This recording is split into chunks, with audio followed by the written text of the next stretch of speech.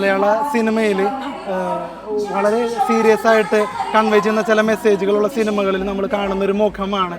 അങ്ങനെ തിരഞ്ഞെടുക്കുന്നതാണോ അല്ലെങ്കിൽ അവിചാരിതമായിട്ട് അത്തരത്തിലുള്ള സിനിമകളിൽ മാത്രം വിളിക്കപ്പെടുന്നതാണോ? അല്ല, എനിക്കൊന്നു അതങ്ങനെ ആയി തീർന്നതാണെന്ന് തോന്നുന്നു. ആദ്യം നല്ല സിനിമകൾ ചെയ്യണം എന്ന് തോന്നി വന്നതിന് നല്ല തിരഞ്ഞെടുത്തു, പിന്നെ അത് ഒരു പാറ്റേണായി മാറിയതാണ്. അപ്പോൾ ആ പാറ്റേൺ ബ്രേക്ക് ചെയ്യണമെന്നുണ്ടോ? അങ്ങനെയില്ല, ഇപ്പം നന്നായി പോകുന്നുണ്ട്. എന്താണ് ഒരു നായിക എന്നുള്ള നിലയിൽ ഒരു പൊളിറ്റിക്സ് ഉള്ള നായികയാണോ? നമുക്കെല്ലാവർക്കും പൊളിറ്റിക്സ് ഇല്ലേ? നമുക്കെല്ലാവർക്കും പൊളിറ്റിക്സ് ഉണ്ട്. അപ്പോൾ പൊളിറ്റിക്സ് ഇല്ല എന്ന് പറയുന്നത് ഒരു തരത്തിൽ നമ്മുടെ പൊളിറ്റിക്സ് തന്നെയാണ്.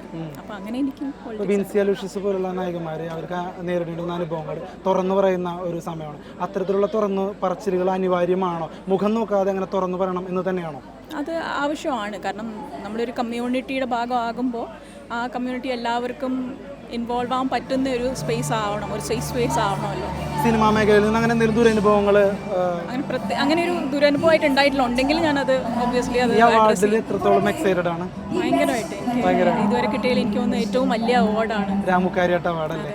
തീർച്ചയായിട്ടും ഒരുപാട് നല്ല സിനിമകളിലൂടെ ഞാൻ കാണാൻ ഇനിയും സാധിക്കട്ടെ. All the best.